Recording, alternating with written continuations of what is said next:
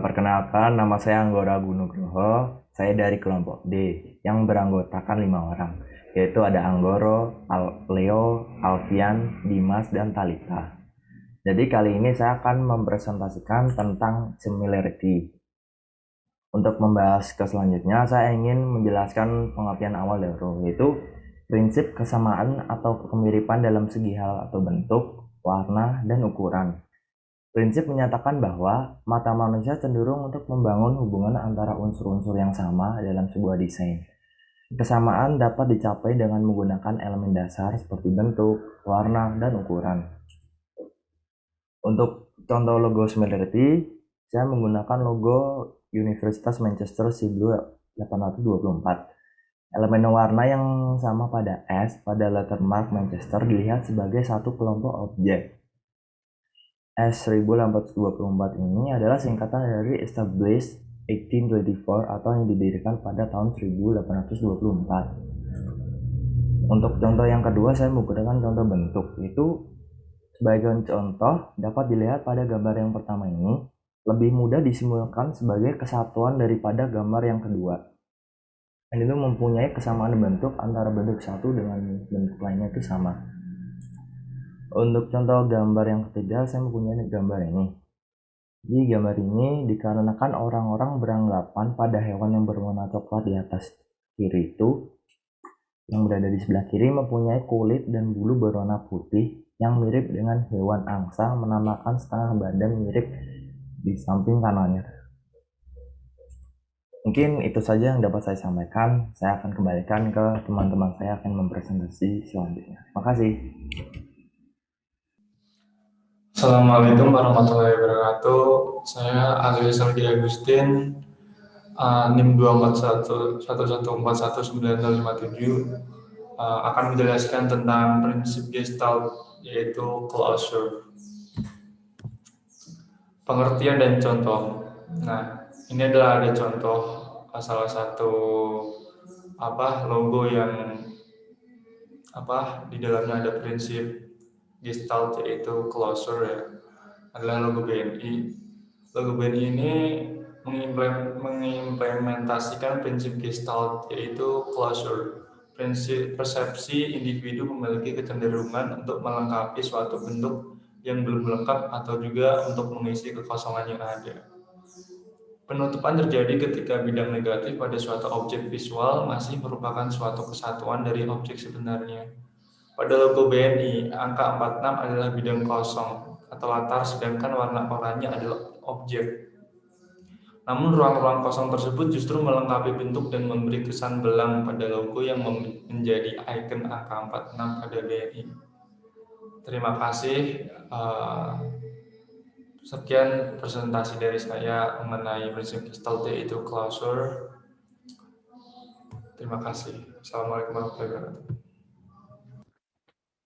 Assalamualaikum warahmatullahi wabarakatuh. Saya Alfian Ramadan, NIM 241141960 dari kelompok D.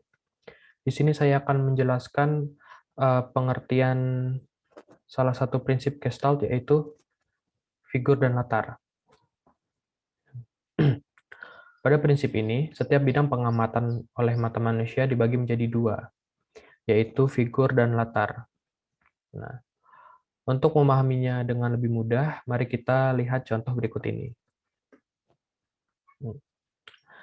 Ini merupakan poster Sherlock Holmes karya Olimos.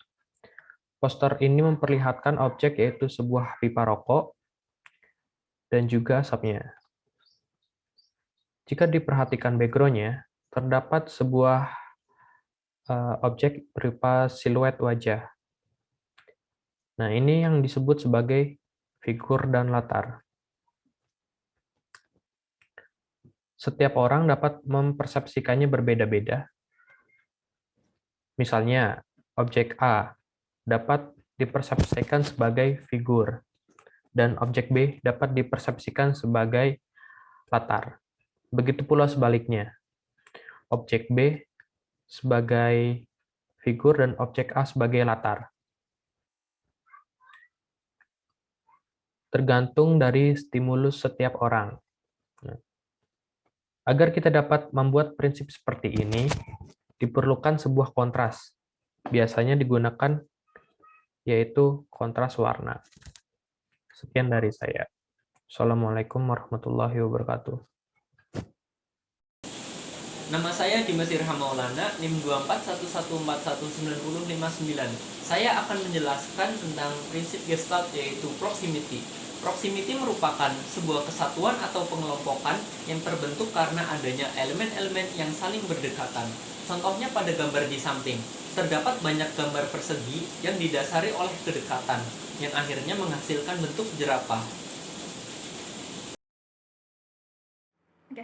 Saya Thalita Aurelia akan menjelaskan prinsip Gestalt continuity. Prinsip continuity menyatukan elemen pada satu jalur sehingga pandangan secara natural akan mengikuti jalur yang terbentuk. Dengan contoh objek di samping, maka kita akan membagi kedua garis seperti pada contoh A ataupun pada contoh C. Hal ini disebabkan garis tersebut memiliki keberlanjutan yang logis, tidak seperti contoh B dan D yang terlihat patah. Berkelanjutan menjadi kata kunci pada prinsip ini. Pada gambar pertama, terdapat garis-garis lengkung dengan latar hitam. Secara natural, mata kita akan menelusuri dan menyambungkan garis lengkung tersebut sesuai jalurnya dan tidak patah. Kemudian, pada gambar kedua, yang merupakan logo Amazon, di mana terdapat objek panah dari huruf A yang menuju huruf Z. Objek panah ini secara tidak sadar menuntun mata kita bergerak melengkung dari arah kiri ke kanan, tepatnya dari huruf A ke Z. Dengan kedua contoh ini, dapat diartikan, prinsip continuity tidak hanya tentang menyambungkan beberapa objek ataupun garis yang bertumpuk, seperti pada gambar pertama, tapi juga tentang menuntun dari suatu objek ke objek yang lain, seperti pada logo Amazon. Untuk lebih jelasnya, saya menyiapkan lukisan berjudul The Favorite Poet, yang dilukis oleh Lawrence Alma Tadema pada tahun 1888.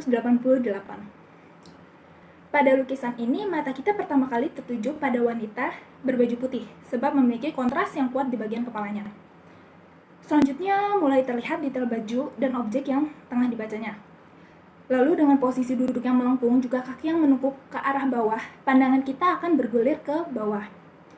Setelahnya, pandangan kita mulai berangkat dari bagian bawah baju yang berwarna pink, sampai akhirnya berhenti pada paras sang gadis, bahkan ujung tangan kirinya.